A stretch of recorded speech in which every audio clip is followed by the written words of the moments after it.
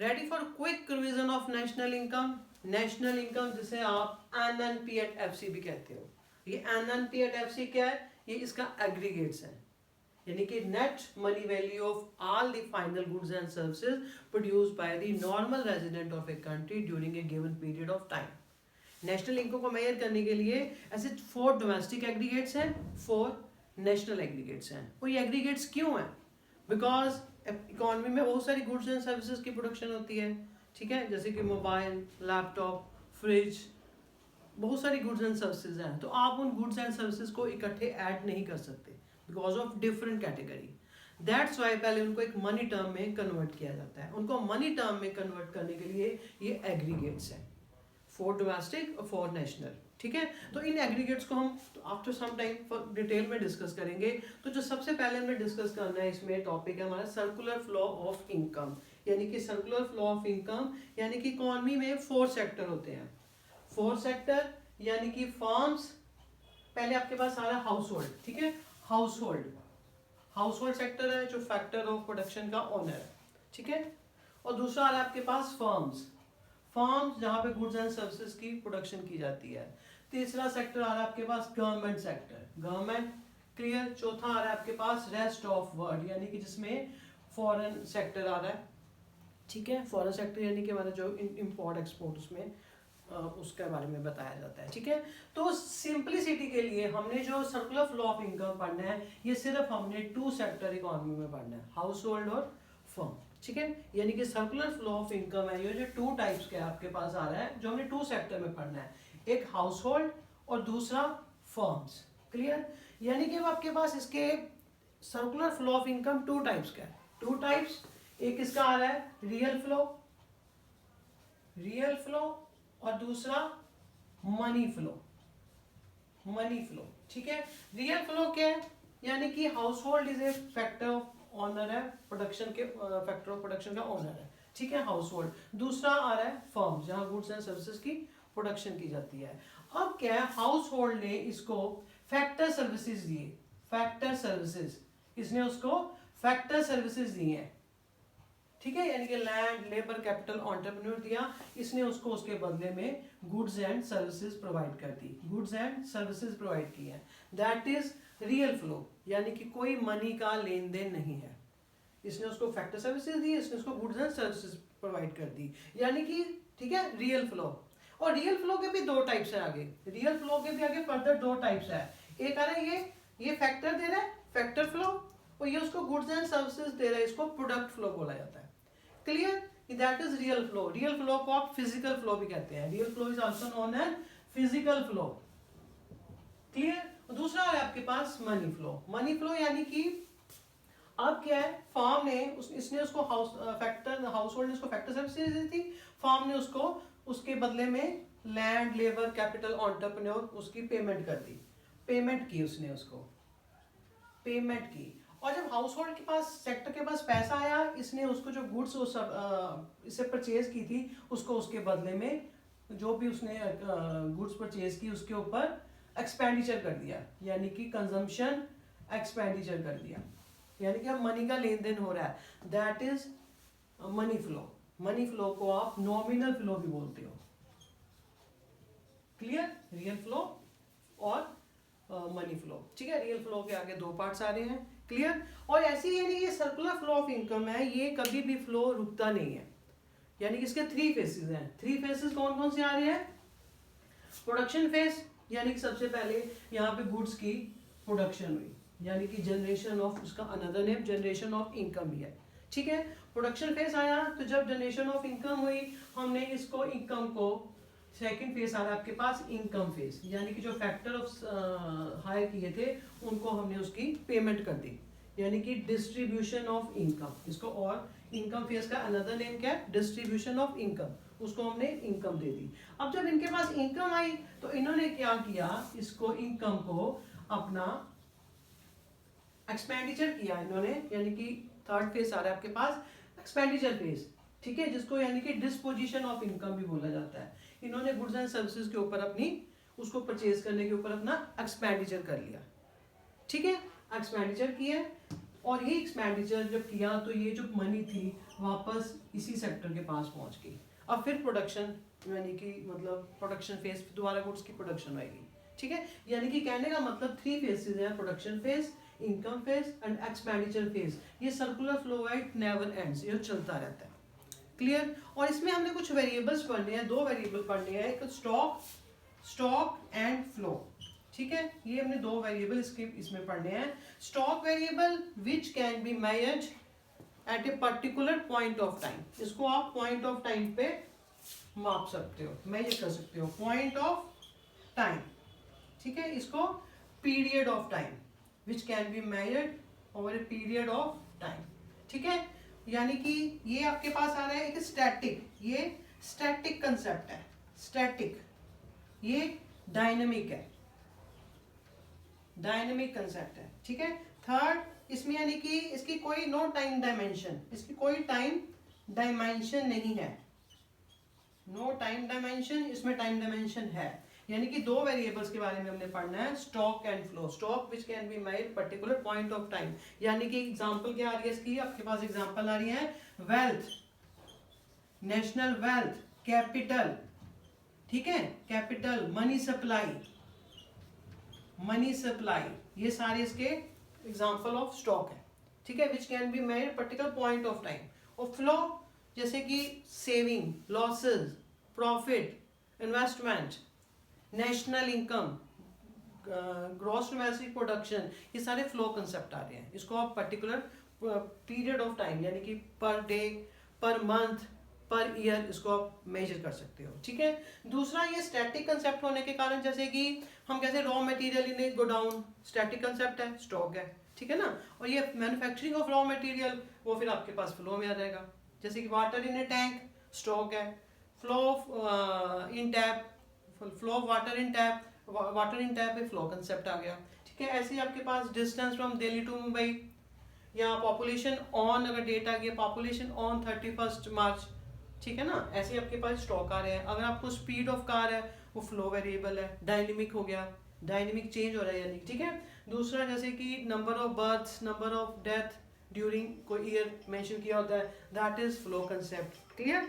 तो फिर ऐसे ही आपके पास आ गया, तो दूसरा आपके पास आ रही है, इसके बाद आपके पास आ रही है, फिर हमने पढ़नी इसकी इंपॉर्टेंस, यानी कि इंपॉर्टेंस क्या है, इसकी इंपॉर्टेंस क्या है circular flow of national income, circular flow of income की। क्योंकि सर्कुलर फ्लो ऑफ इनकम अगर हम पढ़ते हैं तो हमें दोनों सेक्टर, हाउस होल्ड सेक्टर और फर्म, दोनों सेक्टर की आपस में इंटरडिपेंडेंस क्या है उसके बारे में पता लगता है। दूसरा, इसी की हेल्प से हम नेशनल इनकम को मेजर कर सकते हैं, ठीक है ना। और दूसरा, हम जो 2 सेक्टर इकोनॉमी में पढ़ रहे हैं, हाउस होल्ड और फर्म, यानी कि क्लोज्ड इकोनॉमी है, no government no foreign sector है, ठीक है, यानी कि क्लोज्ड इकोनॉमी के बारे में यानी कि डिस्कस कर रहे हैं। तो क्लोज्ड इकोनॉमी में यानी कि जो टोटल प्रोडक्शन है उसको डिस्ट्रीब्यूट किया जाता है, जो भी है फैक्टर्स में इनकम को, तो वो दोबारा भी वापस उनके पास जाती है, यानी कि टोटल जो प्रोडक्शन है वो टोटल इनकम के बराबर होती है in a closed economy, clear.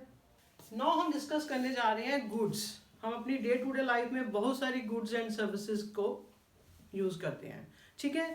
एक जो गुड है, गुड आपके पास जो गुड्स हैं 2 टाइप्स की हैं, final goods and intermediate goods, clear. और जो आगे फाइनल गुड्स हैं, ये आगे फर्दर 2 टाइप्स की हैं, consumer goods and capital goods, ठीक है। तो सबसे पहले जैसे कि जो गुड है, कोई भी गुड है, जैसे कि वो फाइनल गुड है कि इंटरमीडिएट गुड है, ठीक है, डिपेंड अपॉन आपके इसकी नेचर पे डिपेंड करता है।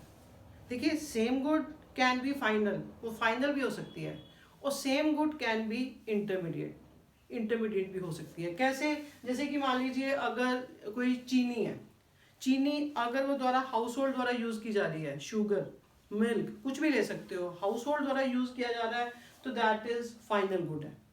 अगर वही चीनी अगर एक बेकरी द्वारा यूज की जा रही है कुछ मिठाई या बिस्किट्स बनाने में, तो उसके लिए इंटरमीडिएट गुड्स है, ठीक है। यानी कि सेम गुड सेम थी आपके पास, sugar, same good can be final, same can be मतलब इंटरमीडिएट। इट डिपेंड किस पे करता है, उसकी नेचर ऑफ यूज पे, एंड यूज पे, कि आप कैसे यूज कर रहे हो, ठीक है। तो क्लासिफिकेशन करेंगे, आपको लॉन्ग क्वेश्चन भी पूछा जा सकता है, ठीक है, और उसमें MCQ तो काफी सारे बन जाएंगे।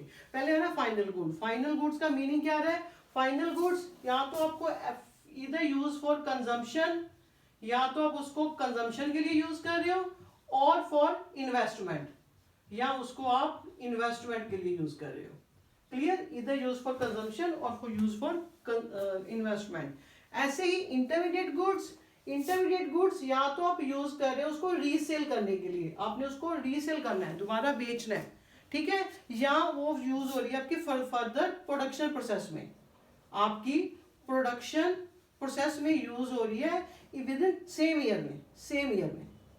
अभी मैं आपको क्लियर करती हूँ, जैसे कि मान लीजिए कार है, कार अगर हम यूज कर रहे हैं अपने घर के लिए कार खरीद रहे हैं, that is a final consumption good आ रही है, ठीक है। यही अगर कार मैं अपने फैक्ट्री मतलब अपने ऑफिस के लिए खरीद रही हूँ तो दैट इज फाइनल इन्वेस्टमेंट आ रही है।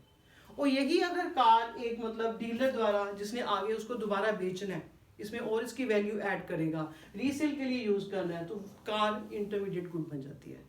क्लियर, गुड सेम थी, same good can B consumption good, investment good, और आपके पास इंटरमीडिएट, ठीक है ना, रीसेल डीलर द्वारा की जा रही है तो रीसेल, क्लियर, इंटरमीडिएट गुड बन गई। ऐसे ही जैसे कि मान लीजिए शुगर है, शुगर यूज कर रहे हैं हम अपने घर के कामों के लिए तो फाइनल कंज्यूमर गुड्स आ गई। बेकरी द्वारा यूज हो रही है तो वो आपके पास इंटरमीडिएट गुड बन गई। ऐसे ही अगर शुगर उसके पास हमारे पास lying stock in the end of the year पड़ा है, देखो अगर वो गुड सेम ईयर में जैसे रॉ मटेरियल है अगर सेम ईयर में यूज हो रहा है तो इंटरमीडिएट है, अगर वो lying in the end of the year पड़ा है नेक्स्ट ईयर के लिए यूज करना है आपने, तो वही गुड आपके लिए फाइनल गुड बन जाती है। जैसे कि कोयला, रॉ मटेरियल वगैरह एग्जांपल कुछ भी हो सकती है, ठीक है ना, जो स्टॉक पर है for the final year, next year के लिए पर है तो आपका दैट गुड फाइनल गुड में ट्रीट की जाएगी। क्लियर, ऐसे ही नेचर, जब भी आपने नेशनल इनकम काउंट करनी है या डोमेस्टिक इनकम काउंट करनी है तो फाइनल गुड की वैल्यू को लिया जाएगा, इसकी वैल्यू को नहीं लिया जाएगा, ठीक है।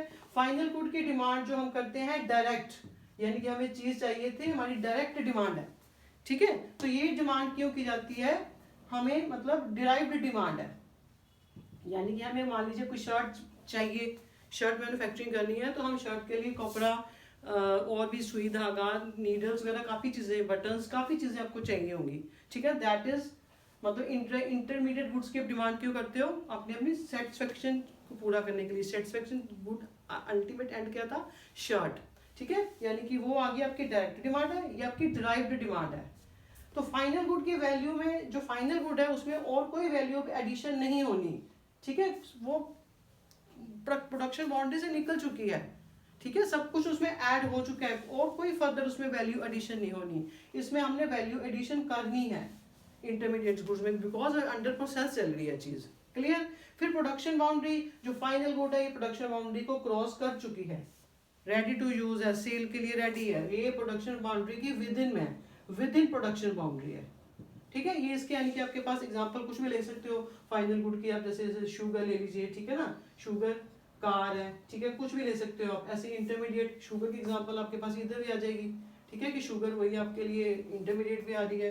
क्लियर, यानी कि same good can be final, same can B intermediate, depend on nature of use. Clear, आपके पास ऐसे आपके पास सारी सर्विसेज, जैसे कोई सर्विसेज है, कोई अपनी टीचर और डॉक्टर सर्विसेज है, अगर हम घर के लिए ले रहे हैं तो वो कंज्यूमर फाइनल गुड्स आ गई सर्विसेज। अगर यही हम अपने को फैक्ट्री के लिए कोई हायर कर रहे हैं, वकील या सीए हायर कर रहे हैं तो दैट इज इंटरमीडिएट गुड्स में जाएगा उसके।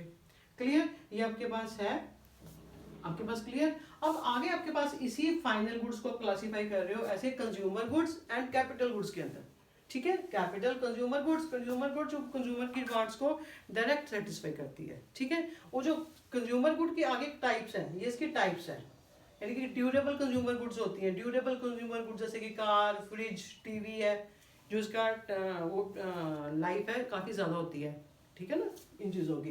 दूसरा semi durable goods, semi durable उसकी क्लॉथ्स है, क्लॉथ्स, कोई क्रॉकरी है, ऐसी चीज़ें आपके सेमी ड्यूरेबल गुड्स में आएगी, जिसका कि लाइफ स्पैन ईयर को 1 ईयर के राउंड कह सकते हो आप, थोड़ा होता है, ठीक है ना। इनकी लाइफ भी ज़्यादा होती है, इनकी 1 ईयर राउंड 1 ईयर ऐसे, ठीक है। वो अलग बात है, हम यूज़ ही नहीं करते क्रॉकरी घर में, ऐसे गेस्ट के लिए पड़ी रहती है तो फिर लंबी भी चल जाती है, ठीक है।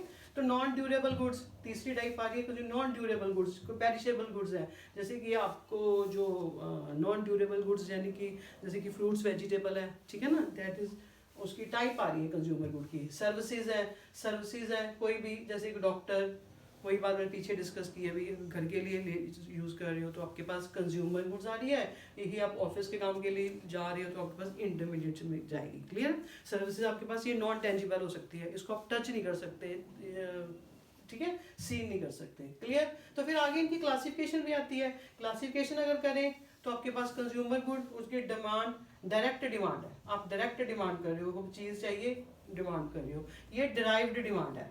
सॉरी, कैपिटल गुड्स आ गई। कैपिटल गुड्स जैसे कि कोई जिसको फर्दर प्रोडक्शन के लिए यूज किया जाता है, जैसे कि machinery, plants, that is capital goods. ठीक है। और कैपिटल गुड की डिमांड आपके पास डिराइव्ड डिमांड है, यानी कि आपको डिराइव्ड कुछ प्रोडक्शन करनी है तो ही पे मशीनरी ले परचेज कर रहे हैं ना, दैट इज डिराइव्ड डिमांड। इसकी मदद से हमने फर्दर गुड्स की आगे प्रोडक्शन करनी है। इसकी प्रोडक्शन कैपेसिटी नहीं है, ठीक है, और ये प्रोडक्शन कैपेसिटी होती है इसकी। प्रोडक्शन गुड्स है, कैपिटल गुड्स है, नेचुरली हमने प्रोडक्शन के लिए यूज कर दिया है। फिर आपकी एक्सपेक्टेड लाइफ, इसकी जो एक्सपेक्टेड लाइफ, सिर्फ ड्यूरेबल गुड्स की एक्सपेक्टेड लाइफ ज्यादा है, बाकी थोड़े टाइम के लिए, ठीक है। तो जो कैपिटल गुड्स की एक्सपेक्टेड लाइफ है ये काफी ज्यादा होती है, ठीक है। ये आपको डिफरेंस भी आना चाहिए और एमसीक्यू में भी पूछा जा सकता है। और एक बात और क्लियर आपको होनी चाहिए, कहता है ऑल कैपिटल गुड्स, जैसे कि all capital goods are producer goods but all producer goods are not capital goods, ठीक है। All capital goods are producer goods, producer के द्वारा यूज की जाती हैं, but all producer goods are not capital goods, because जो producer है वो प्रोडक्शन करते समय रॉ मटेरियल भी तो यूज करते हैं ना, रॉ मटेरियल जिसको आप सिंगल यूज के लिए यूज, ठीक है ना, सिंगल प्रोडक्शन के लिए यूज करते हो जब, तो रॉ मटेरियल भी यूज किया जाता है। तो जो रॉ मटेरियल है वो आपके पास वो तो नहीं है, कैपिटल गुड तो नहीं है ना, ठीक है ना। क्लियर। यानी कि आपके पास आता है कि all capital goods are producer goods but all producer goods are not capital goods, ठीक है, समझ आई बात। नाउ हम जो डिस्कस करने जा रहे हैं कुछ छोटी छोटी टर्म है बट वेरी वेरी इंपॉर्टेंट, बहुत काम की है, ठीक है, जो बार बार यूज होती हैं। सबसे पहले आपके पास आ रही है जैसे कि इन्वेस्टमेंट। इन्वेस्टमेंट को कैपिटल फॉर्मेशन भी कहते हैं। इन्वेस्टमेंट आई से डिनोट की जाती है, यानी कि change in addition to capital stock, जो कि कैपिटल स्टॉक में जो एडिशन हो रहा है, यानी कि जो बिल्डिंग, मशीनरी, उसमें जो भी एडिशन हो रहा है, दैट इज जो एक्सपेंडिचर कर रहे हो, दैट इज इन्वेस्टमेंट, ठीक है। इस इन्वेस्टमेंट के आपके पास दो पार्ट है, इस इन्वेस्टमेंट के दो पार्ट आ रहे हैं, ग्रॉस इन्वेस्टमेंट और नेट इन्वेस्टमेंट। जो ग्रॉस इन्वेस्टमेंट्स हैं, ठीक है, ग्रॉस इन्वेस्टमेंट मतलब यानी कि हमने बताया था जो इन्वेस्टमेंट है एडिशन टू कैपिटल स्टॉक है, ठीक है। तो ग्रॉस इन्वेस्टमेंट के अंदर आपके पास आ रही है जो कैपिटल स्टॉक है, यानी कि जो कैपिटल एसेट्स है, कैपिटल एसेट्स प्लस अनसोल्ड जो आपके पास स्टॉक पड़ा है, जो अनसोल्ड, जो यानी कि पूरा सेल नहीं हुआ, अनसोल्ड स्टॉक है, यानी कि जो अनसोल्ड इन्वेंट्री है, दैट इज आल्सो इंक्लूडेड, मतलब ग्रॉस इन्वेस्टमेंट। ग्रॉस इन्वेस्टमेंट के दो पार्ट हो गए, ठीक है, capital assets and unsold stock. Clear. दूसरा इसका पार्ट आ रहा है इन्वेस्टमेंट का नेट इन्वेस्टमेंट। नेट इन्वेस्टमेंट क्या करोगे आप, जब आपको ग्रॉस इन्वेस्टमेंट दी है, ग्रॉस में से जब आप डेप्रिसिएशन को माइनस करते हो तो आपके पास नेट इन्वेस्टमेंट आती है, जो एक्चुअल में जो इन्वेस्टमेंट हुई है।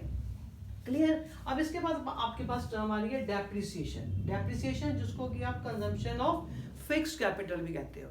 डेप्रिसिएशन क्या हुई, यानी कि लॉस ऑफ वैल्यू, यानी कि आज हमने कोई लॉस ऑफ वैल्यू, ये डेप्रिसिएशन के तीन रीजन है, मतलब with the passage of time.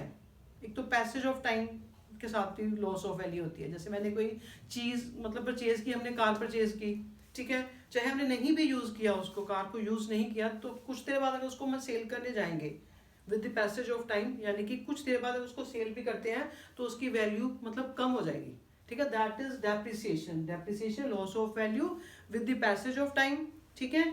दूसरा जब आप यूज करते हो चीज को तो वेयर एंड टियर भी होगा, नेचुरली चीज की टूट फूट होगी, that is depreciation.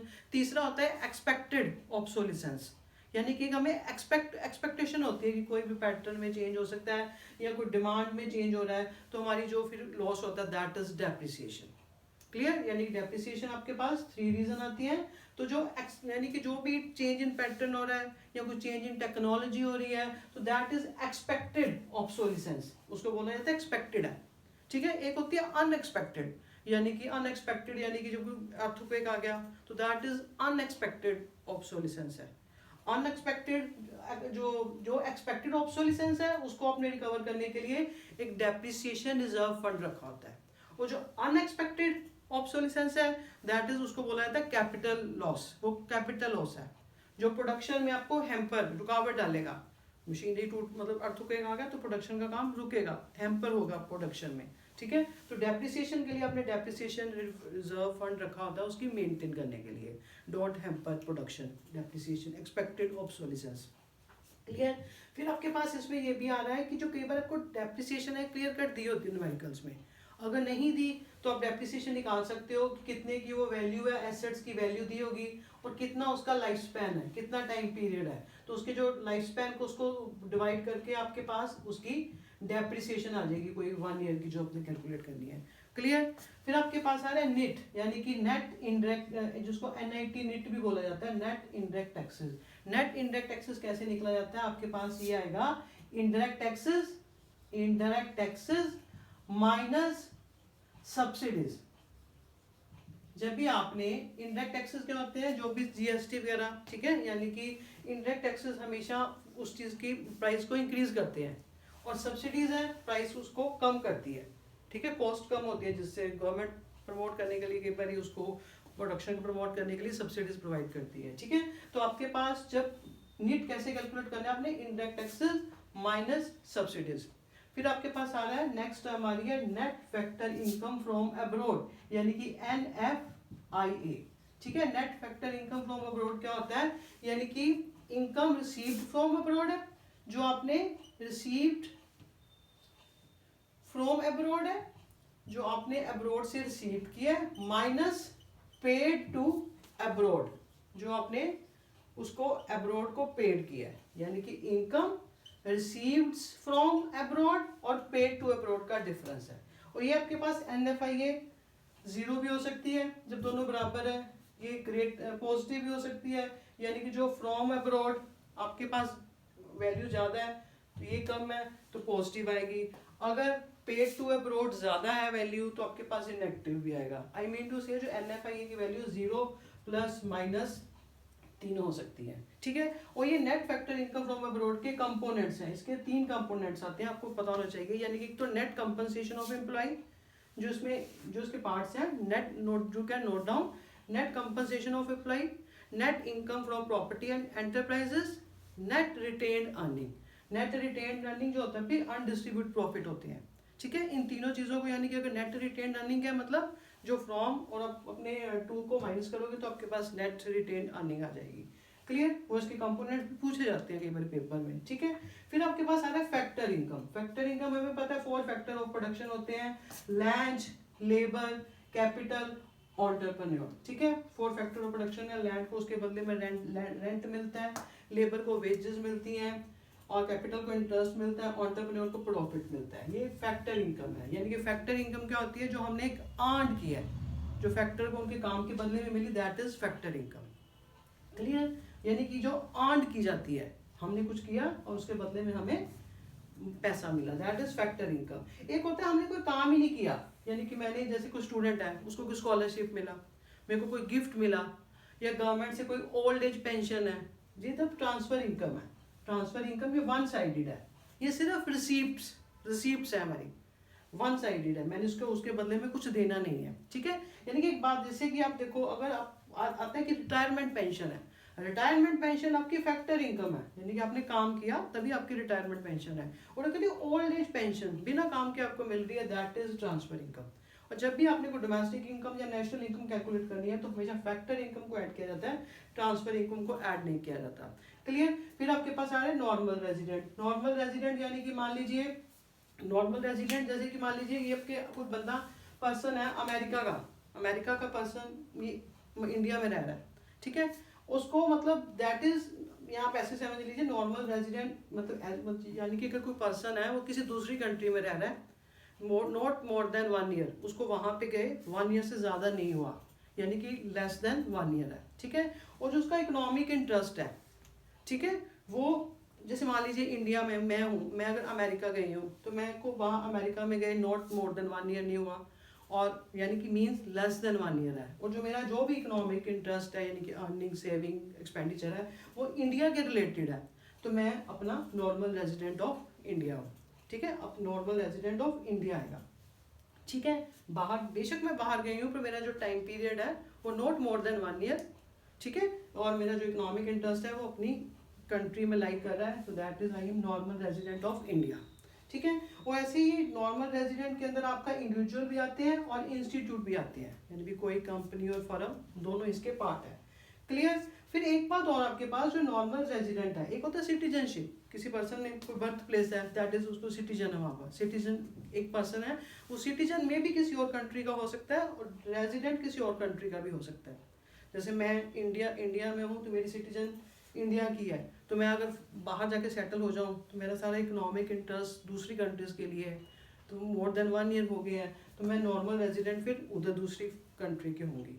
Clear, that is clear. Citizen एक पर्सन सिटीजन दूसरी कंट्रीज का भी हो सकता है और नॉर्मल रेजिडेंट किसी अनदर कंट्री का भी हो सकता है।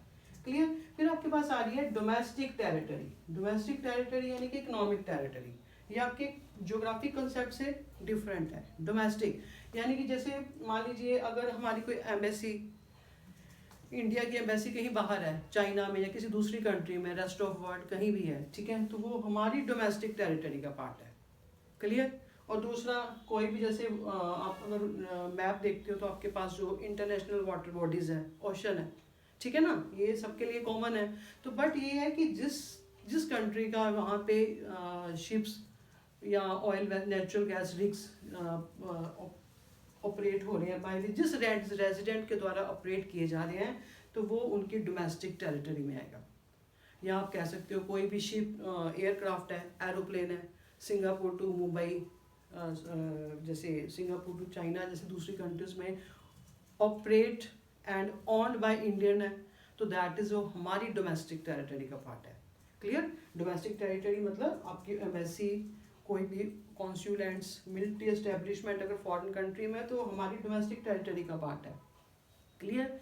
कोई भी शिप्स इंटरनेशनल वाटर बॉडीज में मूव कर रही है, जो रेजिडेंट ऑपरेट कर रहा है, हम इंडिया की बात कर रहे हैं, अगर इंडियन के द्वारा ऑपरेट किए जा रहे हैं तो हमारी वो डोमेस्टिक टेरिटरी का पार्ट है। ठीक है, शिप्स और aircraft. Clear, that is domestic territory. अब आपके पास बेसिक एग्रीगेट्स आ रहे हैं, जो नेशनल इनकम को कैलकुलेट करने के हमारे पास बेसिक एग्रीगेट्स है। मैंने आपको बताया है 4 आपके पास आ रहे हैं डोमेस्टिक को लेके, और 4 आपके पास आ रहे हैं नेशनल को लेके। यानी कि पहले जैसे जीडीपी एट एमपी, यानी कि जी यहाँ पे gross market price of all final goods and services produce within the domestic territory of a country during a given period of 1 year।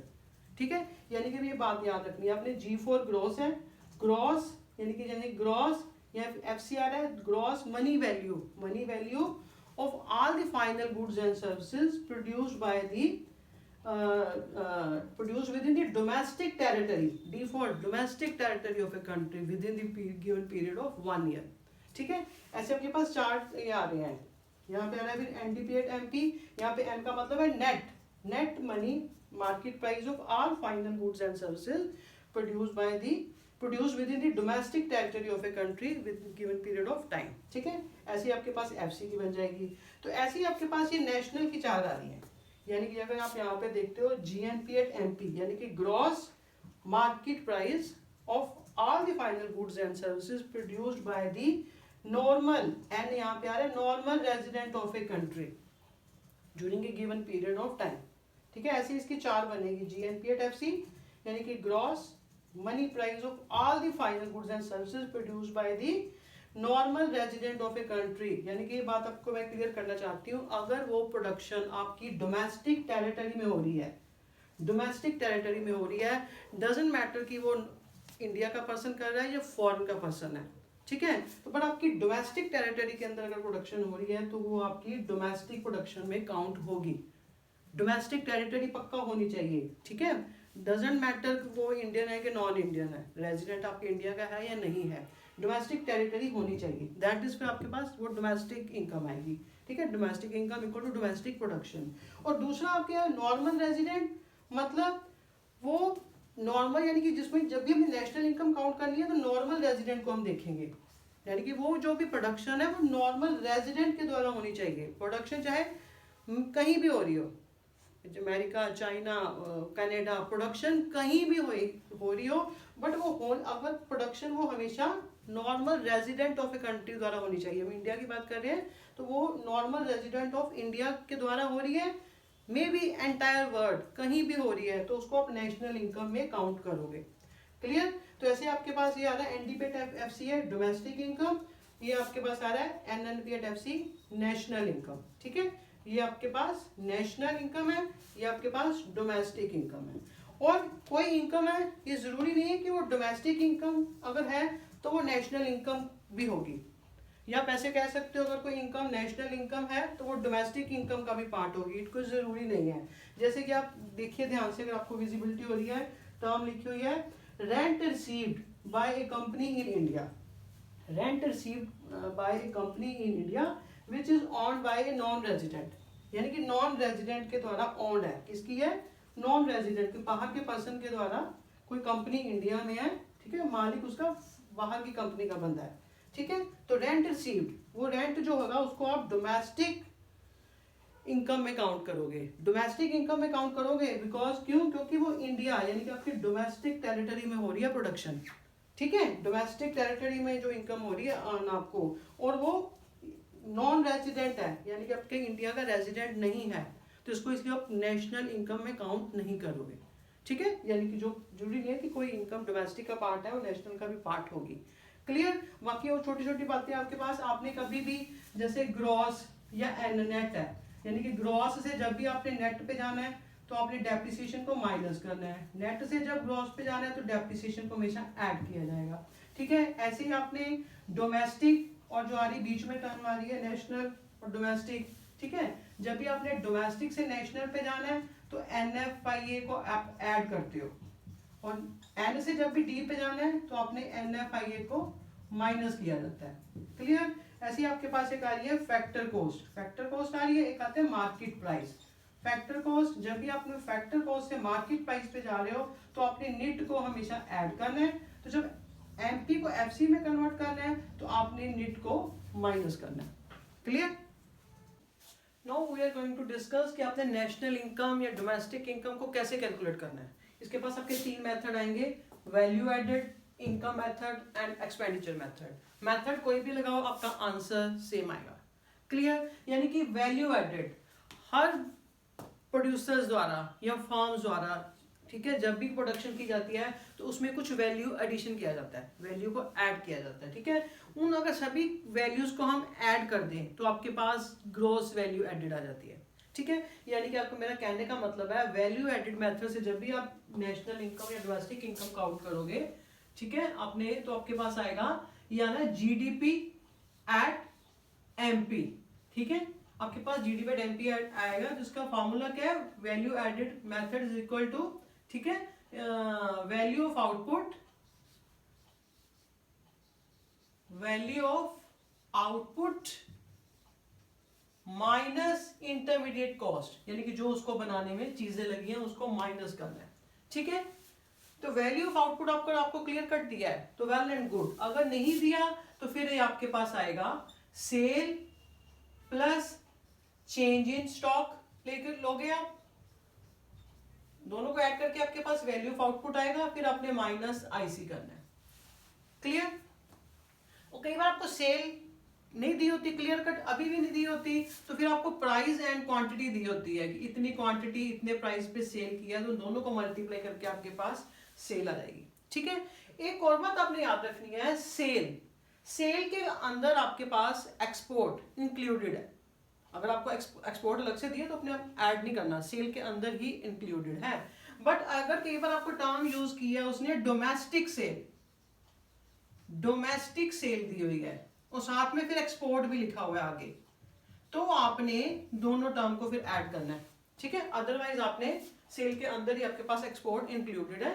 Clear? Domestic cell mention है या एक्सपोर्ट है, तब आपने दोनों को ऐड करना है फिर।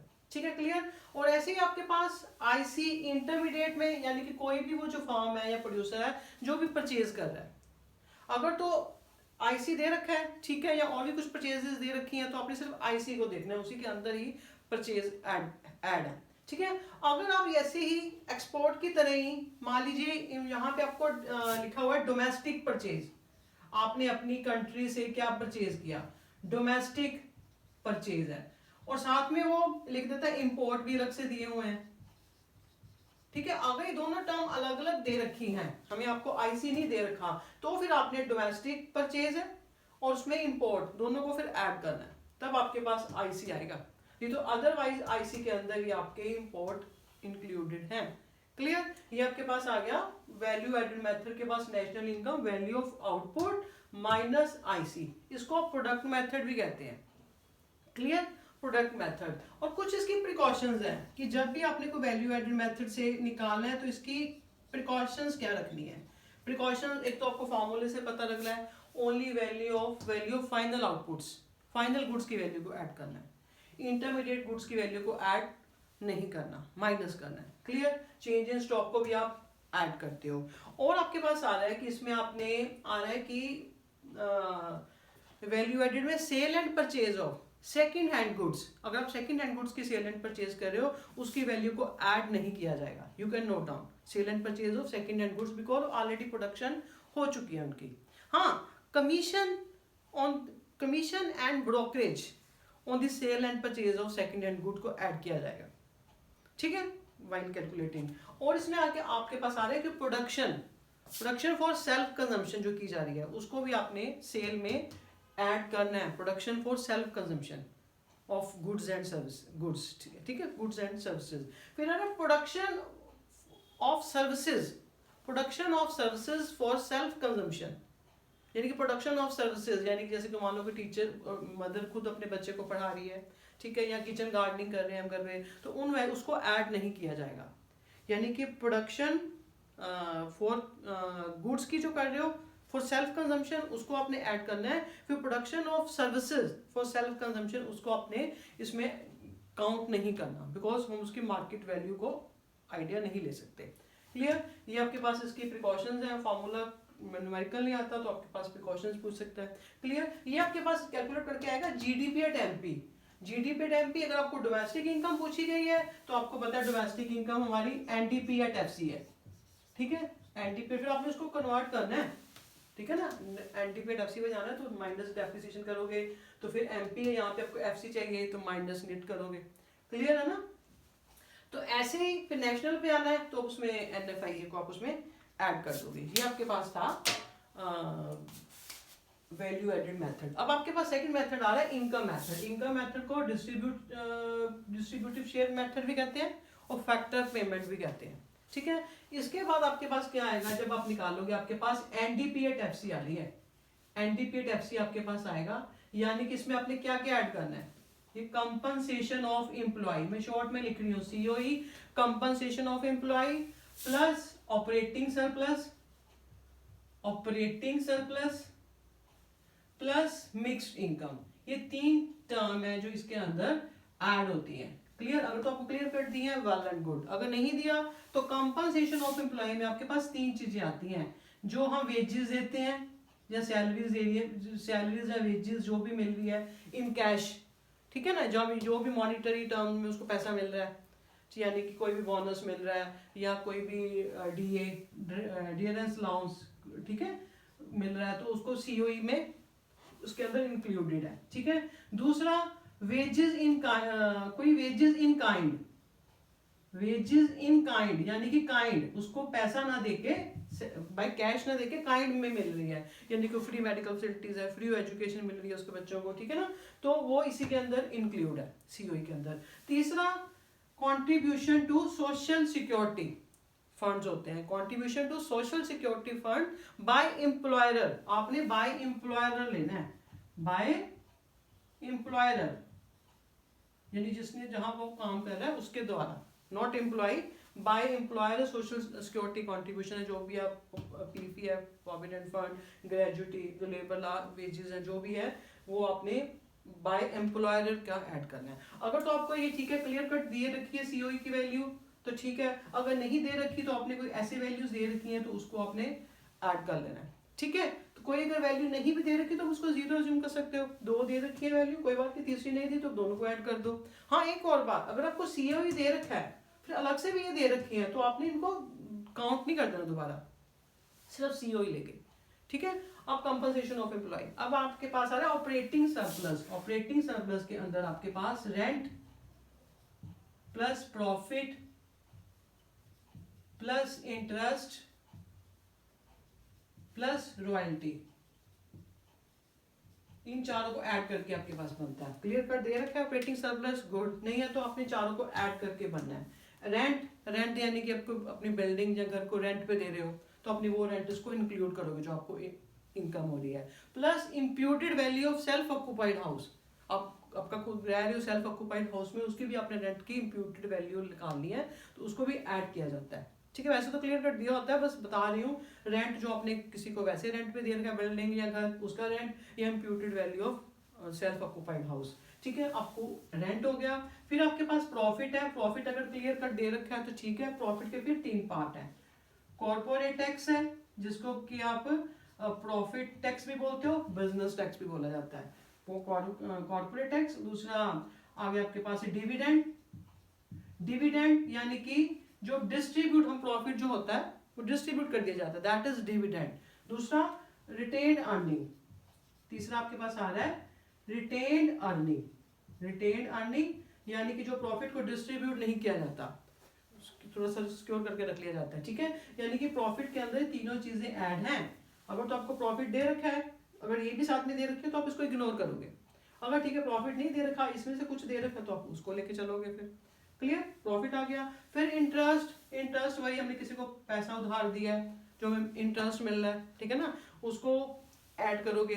पर ये ध्यान रखना है कि जो हमने, मान लीजिए मैंने लोन लिया है बैंक से, यानी कि कोई भी मैंने फॉर्म ने लोन लिया है फॉर प्रोडक्टिव सर्विसेज के लिए, तो जो उस पर अब जो इंटरेस्ट है उसको आपने नेशनल इनकम में काउंट करना है। इंटरेस्ट जो भी है लोन ऑन फॉर लोन लिया प्रोडक्टिव सर्विसेज के लिए।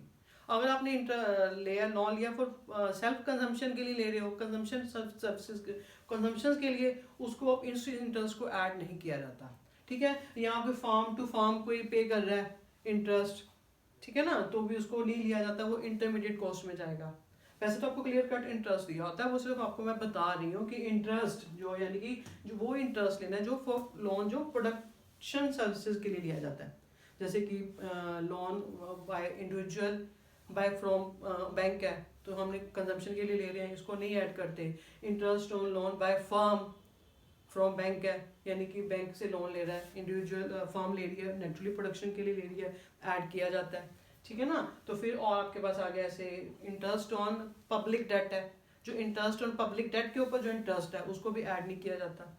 ठीक है, ये आपके जो 1 मार्क्स क्वेश्चन होते हैं उसमें क्लैरिटी ज्यादा हो जाएगी आपको। ठीक है, यानी कि क्लियर। और रॉयल्टी यानी कि मेरा कोई राइट था, मैंने किसी को अपना वो दे दिया, लाइसेंस दे दिया, तो जो वहां से मेरे को अर्निंग हो रही है दैट इज रॉयल्टी। यानी कि ऑपरेटिंग सरप्लस के अंदर आपके पास रेंट, प्रॉफिट, इंटरेस्ट, रॉयल्टी, 4 चीजों को जोड़ के बनेगा। अगर तो दिया है क्लियर कट, ठीक है, नहीं तो कुछ भी आपको दिया आपको ऐड करके आपके पास ऑपरेटिंग सरप्लस आ जाएगा। और फिर आपके पास अगर रेंट भी दे रखा है, प्रॉफिट क्लियर कट नहीं दे रखा, कुछ उसकी पार्ट दे रखे हैं तो आपने उसको बीच में ऐड करना है, बाकी चीजें होगी क्लियर। फिर मिक्स्ड इनकम। मिक्स्ड इनकम भी वही लैंड, लेबर, कैपिटल, एंटरप्रेन्योर जो भी है, मान लो कि जैसे डॉक्टर है, रन्स हिज जो भी प्रैक्टिस है क्लिनिक इज ऑन रेजिडेंस, अपने घर पे ही वो काम चला रहा है, ठीक है ना, एज ए क्लिनिक, तो that is mixed income. Mixed income आपको ऑलरेडी हमेशा मोस्टली दी होती है मिक्स्ड इनकम। ठीक है, मिक्स्ड इनकम दी होगी तो आपने इन सबको ऐड करके आपके पास एनडीपी एट एफसी आ जाएगा। ठीक है, मिक्स्ड इनकम यानी कि मिक्स्ड इनकम है, उसको आप सेपरेट नहीं कर सकते।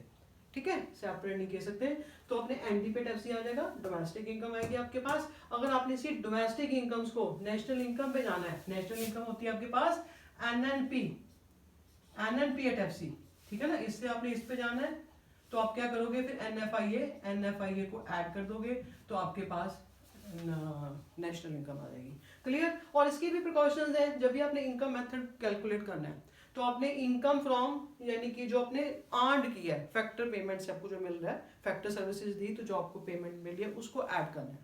ठीक है, इसमें अपने ट्रांसफर इनकम को ऐड नहीं करना। जैसे मेरे को स्कॉलरशिप मिल रहा है, किसी को ओल्ड एज पेंशन की है मिल रही है, जो हमने को काम नहीं किया ऐसे मिल रही है, गिफ्ट्स मिल रहे हैं, ट्रांसफर इनकम को ऐड नहीं किया जाता। Income from illegal activity, illegal activities में जुआ खेल के किसी को गैम्बलिंग में कोई इनकम हो रही है, ऐड नहीं करोगे। Income from sale of shares, bond, debenture, उसको शेयर्स को सेल कर रहे हो तो जो आपको इनकम हो रही है उसको भी ऐड नहीं किया जाएगा, बिकॉज कोई प्रोडक्टिव सर्विसेज नहीं हो रही, वो पेपर वर्क है।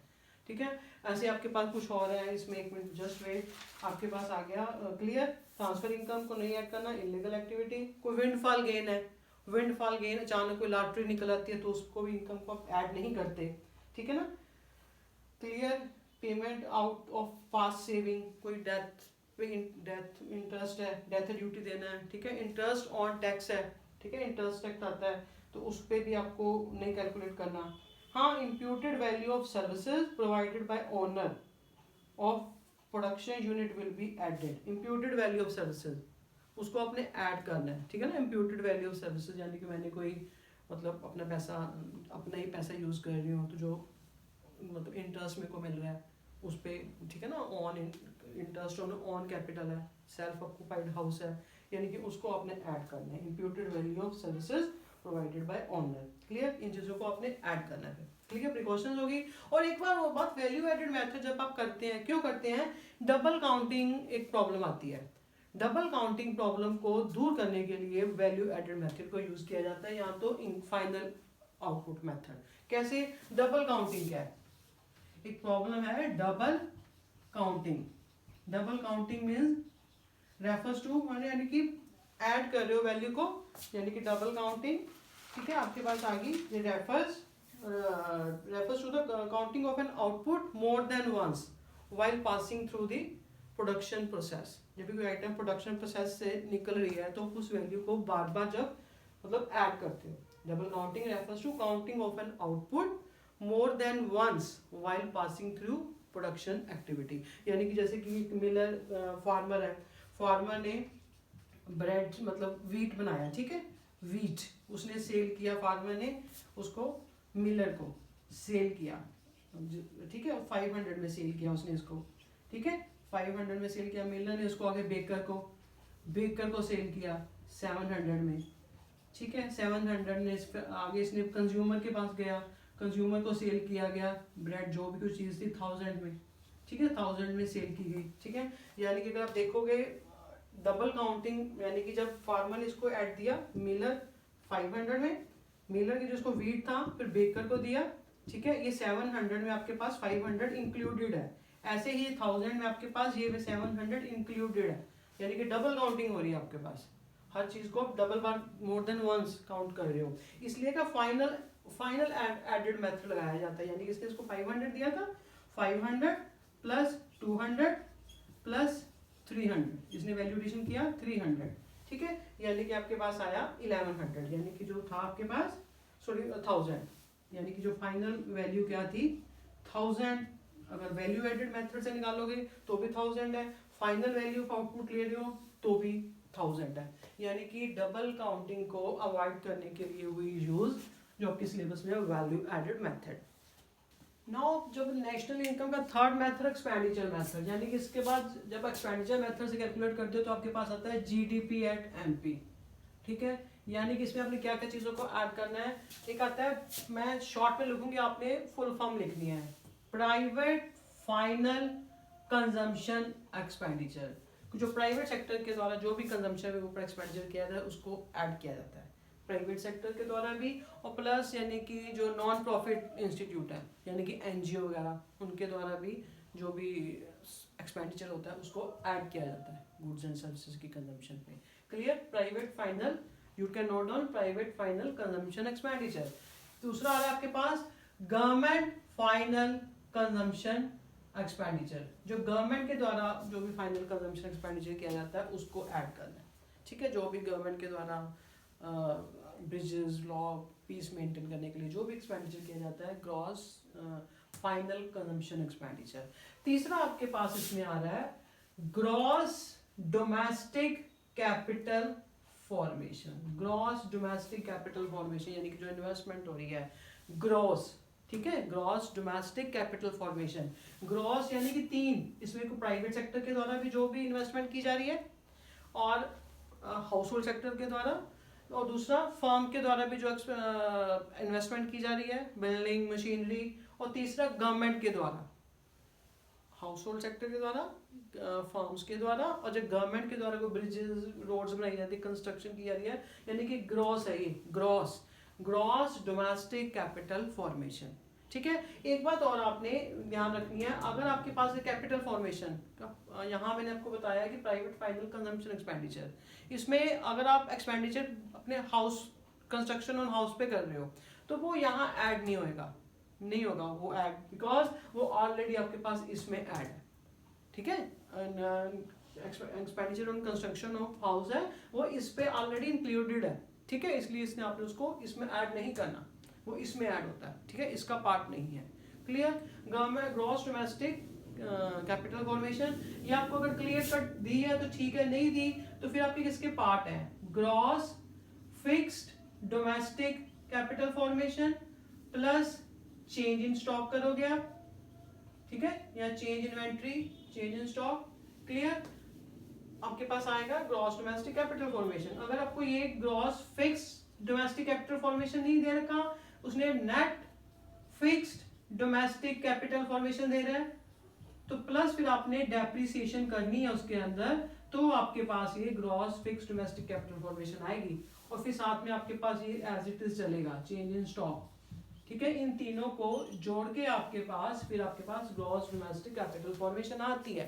ठीक है, कई बार यहीं पे प्रॉब्लम दी होती है, कई बार हमें को डेप्रिसिएशन नहीं दी होती। ठीक है, तो आपने फिर डेप्रिसिएशन क्या करोगे, आप ये दिया होगा आपको, ये और ये हो गया, इनको आप ऐड करोगे।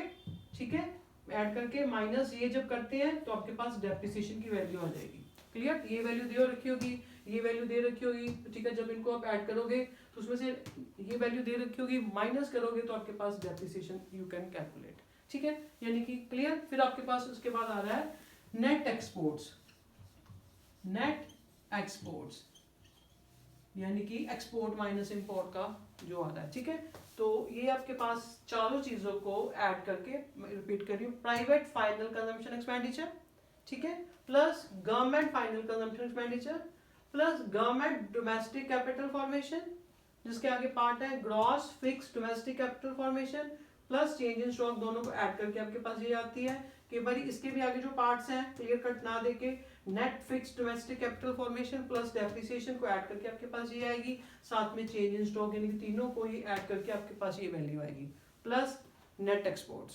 क्लियर, चारों वैल्यूज होगी आपके पास, ऐड करके आपके पास एक्सपेंडिचर मेथड आएगा जीडीपी एट एमपी, यानी आपके पास अगर आपको बोला जाता है कि नेशनल इनकम निकालो, यानी कि एनएनपी एट एफसी कैलकुलेट करना है, वो मत भूल जाना, हमने आगे जाना है।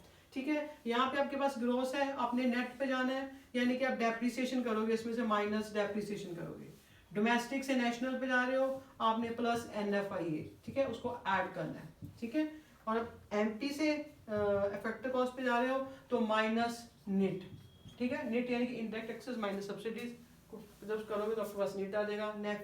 Nafia factor income from abroad minus to abroad depreciation. Clear, gross और माइनस जो नेट डेप्रिसिएशन आ गया आपके पास। ठीक है, ये आपके पास चीजें कंजम्पशन ऑफ फिक्स कैपिटल बोला जाता है जिसको। क्लियर, अब इसके भी आपके पास प्रिकॉशंस आ रही हैं। प्रिकॉशंस क्या क्या है, प्रिकॉशंस आपके पास आ गई इसकी, जैसे कि प्रिकॉशंस यानी कि कोई भी आपने एक्सपेंडिचर ऑन आईसी इंटरमीडिएट को कंजम्पशन को तो लेना ही नहीं है ना, उसके ऊपर जो एक्सपेंडिचर कर रहे हो, यानी कि सिंगल यूज प्रोड्यूसर गुड्स भी कहा जाता है आईसी को, सिंगल यूज प्रोड्यूसर गुड्स, उस पर जो एक्सपेंडिचर कर रहे हो आपने उसको काउंट नहीं करना। ठीक है, कोई ट्रांसफर पेमेंट कर रहे हो, किसी को गिफ्ट दे रहे हो, डोनेशन दे रहे हो, कुछ भी दे रहे हो, तो एक्सपेंडिचर ऐड नहीं किया जाता। ठीक है, पेमेंट ऑफ आपके पास सेकंड हैंड गुड्स, कोई सेकंड हैंड परचेज कर रहे हो गुड्स की, उसकी पेमेंट कर रहे हो, उसको भी आपने ऐड नहीं करना। परचेज ऑफ फाइनेंशियल एसेट्स कोई खरीद रहे हैं, उसकी भी मतलब एक्सपेंडिचर को ऐड नहीं किया जाता, बिकॉज कोई गुड्स एंड सर्विसेज प्रोड्यूस नहीं हो रही। फिर आपके पास आ रहा है एक्सपेंडिचर ऑन अकाउंट प्रोडक्शन है, उसको आपने ऐड करना है। एक्सपेंडिचर ऑन अकाउंट प्रोडक्शन है, उसको ऐड किया जाएगा। ठीक है, ये आपके पास इसकी प्रिकॉशंस है। Now we are going to discuss national income at current price और national income at constant price. Current price मतलब यानी कि जो ईयर जो चल रहा है आपके पास 2025-26, ठीक है, ये करंट ईयर है। तो जब हमने करंट ईयर की क्वांटिटी को, करंट ईयर की यानी कि करंट ईयर की जब क्वांटिटी को आपने करंट ईयर के प्राइस इसी ईयर के प्राइस के साथ, गिवन ईयर की प्राइस के साथ जब मल्टीप्लाई कर रहे हैं, तो आपके पास जो भी मतलब money value of all the goods and services produced by the normal residents of a country, given period of time को जब आपको मतलब करंट ईयर की क्वांटिटी को करंट ईयर के प्राइस के साथ मल्टीप्लाई करते हो तो आपके पास ये national income at current price आती है। ऐसे ही जब आप करंट ईयर की क्वांटिटी को मतलब उसी पीरियड की क्वांटिटी को किसी और पीरियड के प्राइस के साथ मल्टीप्लाई करते हो, यानी कि बेस ईयर की प्राइस के साथ, गिवन ईयर के प्राइस के साथ मल्टीप्लाई नहीं करना, बेस ईयर की प्राइस के साथ मल्टीप्लाई करते हो तो that is national income at constant price. Clear? Base year के साथ किया जाता है। बेस ईयर कौन सा होता है? जो ऐसा ईयर होता है जिसमें स्टेबिलिटी होती है, कोई फ्लक्चुएशन नहीं आती प्राइस में ज्यादा, ठीक है, उस ईयर को हम बेस ईयर कहते हैं। यानी कोई भी अर्थक्वेक या कुछ भी एपिडेमिक वगैरह ऐसा कुछ नहीं होता, उस ईयर में स्टेबल होता है, तो that is base year consider किया जाता है। तो जो आपका इस समय बेस ईयर है 2011-12, ठीक है, 2011-12 को लिया जाता है। यानी clear? National income at current price यानी कि money value of all the final goods and services produced by the normal resident of a country, ठीक है, उस प्रोडक्शन को आपने करंट ईयर की प्राइस के साथ जब मल्टीप्लाई करोगे तो आपके पास national income at current price है। जब बेस ईयर के साथ मल्टीप्लाई कर रहे हो तो national income at constant price है। क्लियर? ऐसे इसकी कैलकुलेशन कैसे करनी है? कैलकुलेशन फॉर्मूला मैंने आपको दे दिया, करंट ईयर क्वांटिटी को करंट ईयर के प्राइस के साथ, इसको करंट ईयर की क्वांटिटी को बेस ईयर के प्राइस के साथ, ठीक है। इसका दूसरा नेम, अल्टरनेट नेम आता है नॉमिनल नेशनल इनकम, नॉमिनल, ठीक है, इसको आपने रियल नेशनल इनकम भी बोला जाता है, इसका अनदर नेम, ठीक है। काजेज ऑफ चेंज, इसमें चेंज क्यों आ रही है? बिकॉज ये दोनों में चेंजेस आ रही हैं, क्वांटिटी में भी चेंज आ रहा है आपके और प्राइस में भी चेंज आ रहा है, बोथ फैक्टर में चेंज आ रहा है। इसमें सिर्फ आपके पास क्वांटिटी में चेंज आ रहा है, ठीक है ना, क्वांटिटी में चेंज आ रहा है, प्राइस में नहीं आ रहा, सेम है। क्लियर? तो गुड, आपके इकोनॉमी के लिए कौन सी जीडीपी, कौन सी मतलब मेथड कौन सा गुड है? करंट ईयर प्राइस पे या national income at constant price? National income at constant price is good, मतलब इससे ज्यादा आपको क्लैरिटी मिलती है। कैसे? जैसे देखिए आपके पास मान लीजिए कोई क्वांटिटी है, क्वांटिटी आपके पास कोई 20 क्वांटिटी है, 20 लाख कोई ले लीजिए, 20 लाख कुछ भी शर्ट्स हैं, ठीक है, तो आपके पास क्वांटिटी है तो प्राइस आपके पास मान लीजिए 5 लाख है, ठीक है, 5 लाख। तो जब आपने ये करंट ईयर है, गिवन ईयर की क्वांटिटी गिवन ईयर प्राइस को जब आप आपस में मल्टीप्लाई कर रहे हो तो आपके पास 100 आ रहा है, ठीक है, ये 100 आपके पास आ रहा है करंट ईयर की नेशनल इनकम। अगर यही आपने मान लीजिए आपने करंट ईयर की क्वांटिटी ली, करंट ईयर की क्वांटिटी आपके पास 20 है, प्राइस आपने बेस ईयर, जो कि प्राइस बेस ईयर में चीज का 4 था, ठीक है, 4 था, तो आपने उसको मल्टीप्लाई किया तो आपके पास आया 80, ठीक है, यानी कि क्वांटिटी सेम है, आपको पर जीडीपी शो हो रही है कि जीडीपी इंक्रीज हुई है, पर ये जो जीडीपी इंक्रीज हुई है आपके पास, ये क्यों हुई है? Only because of rise in prices, ठीक है ना, राइज प्राइस के कारण सिर्फ जीडीपी इंक्रीज दिखा रहा है, यानी कि it mean not good index, मतलब ये आपको जो बेटर जो जजमेंट मिलेगी वो national income at constant price. Clear?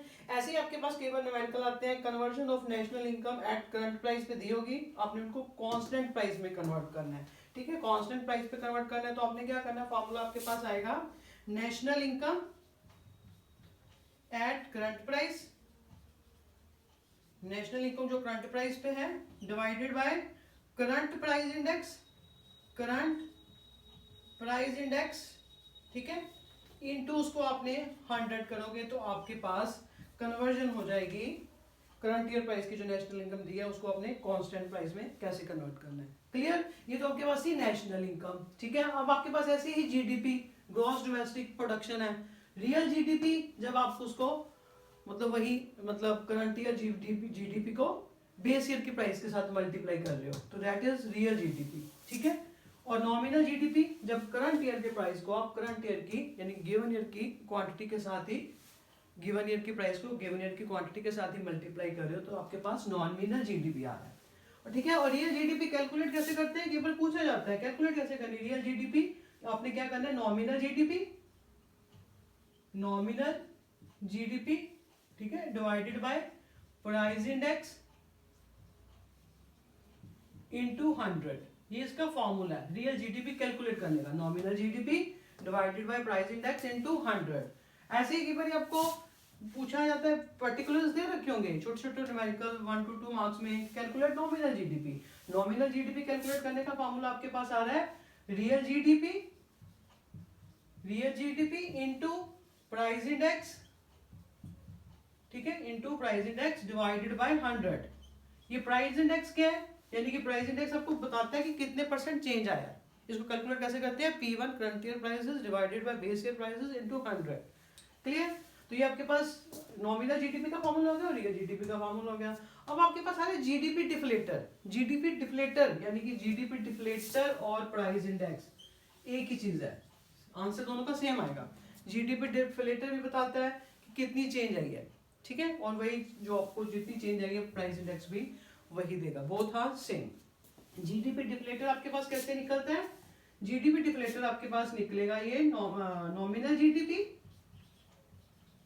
Nominal GDP divided by real GDP into 100।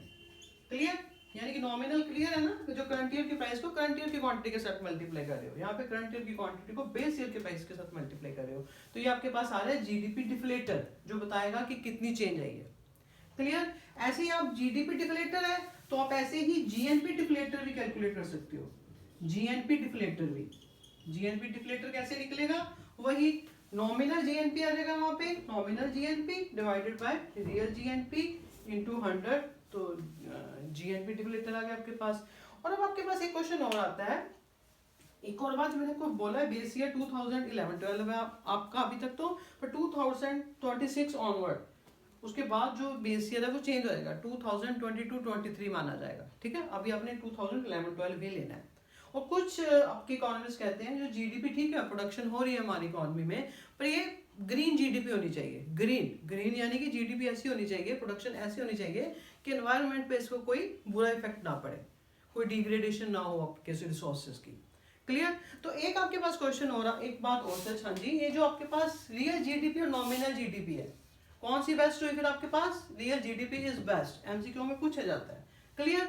और क्वेश्चन एक बार ऐसा भी आता है कि रियल जीडीपी नॉमिनल जीडीपी के इक्वल हो सकती है, बराबर हो सकती है जब दोनों के प्राइसेस सेम है, यानी कि प्राइस में कोई चेंज नहीं आया। क्लियर।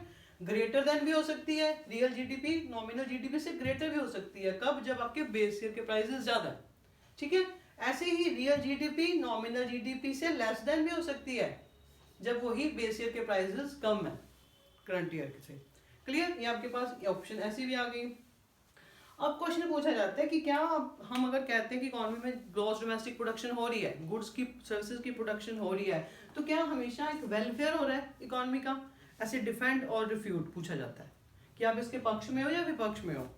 हम इसके रिफ्यूट करते हैं स्टेटमेंट को, बिकॉज जरूरी नहीं है कि जब गुड्स एंड सर्विसेज की प्रोडक्शन हो रही है तो वेलफेयर ही हो रहा है, यानी कि कोई इंडेक्स नहीं है वेलफेयर को आपको कैलकुलेट करने का। क्लियर। तो उसकी कुछ लिमिटेशन है जीडीपी की, कौन कौन सी सॉरी, ये क्लियर कट के बाद लॉन्ग क्वेश्चन भी पूछा जाता है। जीडीपी एंड वेलफेयर क्वेश्चन, आपकी लिमिटेशन क्या है, अगर आपको विजिबिलिटी हो रही है ठीक है, नहीं तो मैं बोल रही हूँ। फर्स्ट पॉइंट आ रहा है डिस्ट्रीब्यूशन ऑफ जीडीपी, कि जीडीपी का डिस्ट्रीब्यूशन कैसा है। हो सकता है आपके पास जो इकोनॉमी में लग्जरी गुड्स की प्रोडक्शन ज्यादा हो रही हो, जिसमें फिर इनइक्वालिटी तो रही ना इकोनॉमी में, यानी कि डिस्ट्रीब्यूशन ऑफ जीडीपी है उस पर भी डिपेंड करता है कि कैसा है, ठीक है ना। अगर क्लियर। फिर आ रहा है चेंज इन प्राइसेस, दूसरा कहते हैं कि हो सकता है जो जीडीपी इंक्रीज हो रही है सिर्फ चेंज इन प्राइसेस के कारण इंक्रीज हो रही है, ठीक है ना। क्लियर। तीसरा है नॉन मॉनिटरी एक्सचेंज, अभी भी कई बार कहीं कहीं बहुत बैकवर्ड एरिया में नॉन मॉनिटरी एक्सचेंज भी चलती है, यानी goods are exchange for goods. तो फिर क्या है, हम उसकी जीडीपी को कैसे कैलकुलेट करेंगे। क्लियर। फिर आपके पास आ रहा है एक्सटर्नैलिटीज, ठीक है। एक्सटर्नैलिटीज का मतलब है, ये कई बार शॉर्ट में अलग से भी पूछा जाता है question. Externalities refers to those, मतलब those benefits and harms, externalities refers to those benefits and harm of an activity by मतलब which are caused by individual or firm, ठीक है। इंडिविजुअल के द्वारा की जा सकती है या किसी फर्म के द्वारा की जा सकती है, for which they are not paid और पेनल्टी, यानी कि उसके लिए उसको कुछ पे नहीं करना पड़ता, ठीक है, और उसको कोई पेनल्टी नहीं मिले देनी पड़ती। जैसे कि क्लियर, आपको पहले एक्सटर्नैलिटीज क्या होता है, externality refers to those benefits and harm of an activity caused by individual or firm, ठीक है, for which they are not मतलब paid और and not penalty, उसको पेनल्टी भी नहीं देनी पड़ती। जैसे कि पॉजिटिव, ये दो टाइप की होती है एक्सटर्नैलिटीज, पॉजिटिव एंड नेगेटिव। मान लीजिए कि गवर्नमेंट ने कोई पब्लिक पार्क है, या हमारे कोई आस पड़ोस में ही मान लो किसी पड़ोसी का पार्क है, ठीक है, उस पार्क के कारण हमें भी इफेक्ट मिल रहा है, गुड हमारी हेल्थ हो रही है, तो हमारी अगर हेल्थ अच्छी है तो हमारी जीडीपी पे भी नेचुरली असर आएगा। बट हमें उसके लिए उसको कुछ पे तो नहीं करना पड़ा ना अपने पड़ोसी को, कि उसके अगर गार्डन है तो हम उसकी ऑक्सीजन इनहेल अच्छी आ रहा है, हमें मतलब एनवायरनमेंट अच्छा है तो हमें उसके लिए कुछ पे नहीं करना पड़ रहा, ठीक है, ये पॉजिटिव एक्सटर्नैलिटी होगी। ऐसे ही किसी फार्म के द्वारा, इंडस्ट्रीज के द्वारा कोई प्रोडक्शन होती है तो एनवायरनमेंट पोल्यूटेड होता है, तो ऐसे ही उनको कोई पेनल्टी नहीं देनी पड़ती इंडस्ट्रीज को, ठीक है ना। तो ये नेगेटिव एक्सटर्नैलिटीज हैं, यानी कि पॉजिटिव और नेगेटिव दोनों एक्सटर्नैलिटीज का जो मतलब इफेक्ट पड़ता है हमारी जीडीपी पे, जो हम मतलब कंसिडर नहीं करते।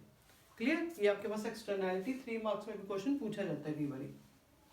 फिर लास्ट पॉइंट आ रहा है रेट ऑफ पॉपुलेशन ग्रोथ, ठीक है, अगर पॉपुलेशन ग्रोथ जीडीपी से ज्यादा हो रही है, प्रोडक्शन से ग्रोथ ज्यादा है पॉपुलेशन, तो उस जीडीपी का भी कोई मायने नहीं है, ठीक है ना, वही पर। क्लियर, तो ये आपके पास सारा national income in one shot, और हैव अ नाइस डे।